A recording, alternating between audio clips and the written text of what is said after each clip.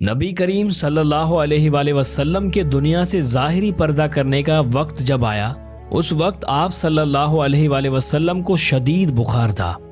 آپ صلی اللہ علیہ وآلہ وسلم نے حضرت بلال رضی اللہ تعالیٰ عنہ کو حکم دیا کہ جس کسی کا حق مجھ پر ہو وہ مسجد نبوی میں آ کر اپنا حق لے لے۔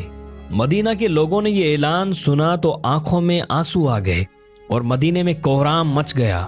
سارے لوگ مسجد نبوی میں جمع ہو گئے۔ صحابہ کرام رضوان اللہ کی آنکھوں میں آنسو تھے، دل بے چین اور بے قرار تھے۔ پھر نبی کریم صلی اللہ علیہ وآلہ وسلم تشریف لائے۔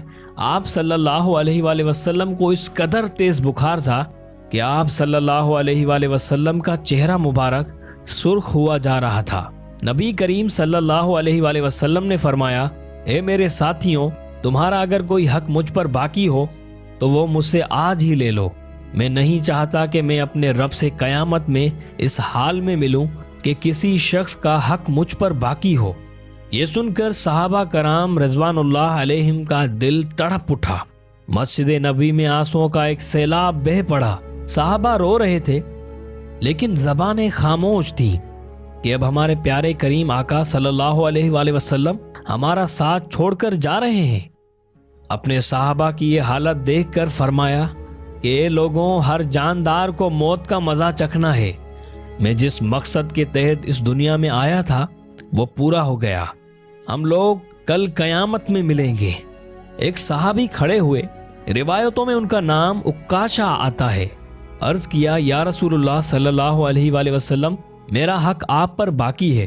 آپ صلی اللہ علیہ وآلہ وسلم جب جنگ احد کے لیے تشریف لے جا رہے تھے تو آپ صلی اللہ علیہ وآلہ وسلم کا کوڑا میری پیٹھ پر لگ گیا تھا، میں اس کا بدلہ چاہتا ہوں۔ یہ سن کر صحابہ کھڑے ہو گئے اور کہنے لگے، کیا تم دیکھتے نہیں ہو آپ صلی اللہ علیہ وآلہ وسلم بیمار ہیں؟ اگر بدلہ لینا ہی چاہتے ہو تو تم ہم سے لے لو، کوڑا مار لو کہ نبی کریم صلی اللہ علیہ وآلہ وسلم سے بدلہ نہ لو۔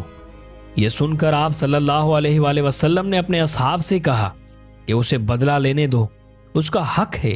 اگر میں نے اس کا حق ادا نہ کیا تو اللہ کی بارگاہ میں کیا منہ دکھاؤں گا، اس لیے مجھے اس کا حق ادا کرنے دو۔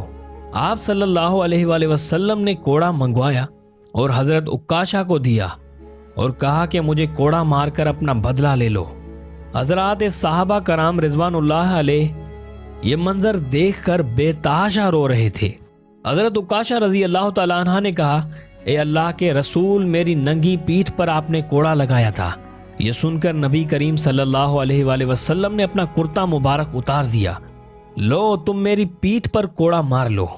حضرت عکاشہ نے جب اللہ کے رسول صلی اللہ علیہ وآلہ وسلم کی پیٹھ مبارک کو دیکھا تو کوڑا چھوڑ کر جلدی سے آپ صلی اللہ علیہ وآلہ وسلم کی پیٹھ مبارک کو چوم لیا اور کہا، یا رسول اللہ، فداک ابی و امی، میری کیا مجال کہ میں آپ صلی اللہ علیہ وآلہ وسلم کو کوڑا ماروں؟ میں تو یہ چاہتا تھا کہ آپ صلی اللہ علیہ وآلہ وسلم کی مبارک پیٹھ پر لگی مہر نبوت کو چوم کر جنت کا حقدار بن جاؤں۔ یہ سن کر آپ صلی اللہ علیہ وآلہ وسلم مسکرائے اور فرمایا، تم نے جنت واجب کر لی۔